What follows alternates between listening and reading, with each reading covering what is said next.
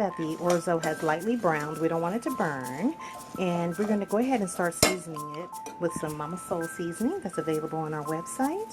There's no salt in this one that I'm adding since we already added in the garlic salted butter already.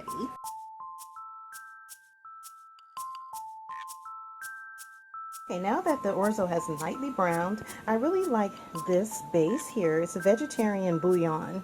My daughter's vegetarian and she doesn't like chicken, so we're going to go ahead and add in some of this to our lightly browned.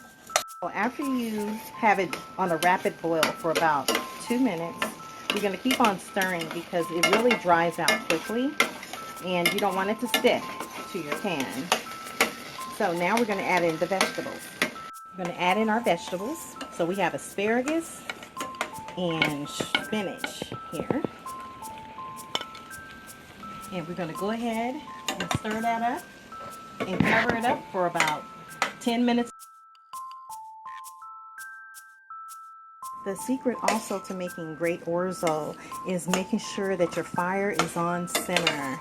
Make sure it's very low. It's no rushing process. Only in the beginning when we were browning the orzo, but otherwise you're going to cook it slow and it's going to be nice.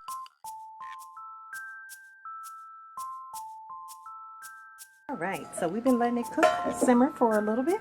Now we want to make sure it's not sticking, so we're going to add more water if needed. I did add some water in between those 5-10 minutes, so I just want to let you guys know that's why it's not sticking. Right, now we're adding in our sauteed shrimp that was marinated in our butter and fresh garlic and sauteed. And now we're going to add that in and we're going to mix it in softly. Alright you guys, our orzo is now complete and done. We're going to go ahead and try this. We have the shrimp right there all nicely seasoned with the garlic butter. Look at that. Let's go ahead and try it. Oh my.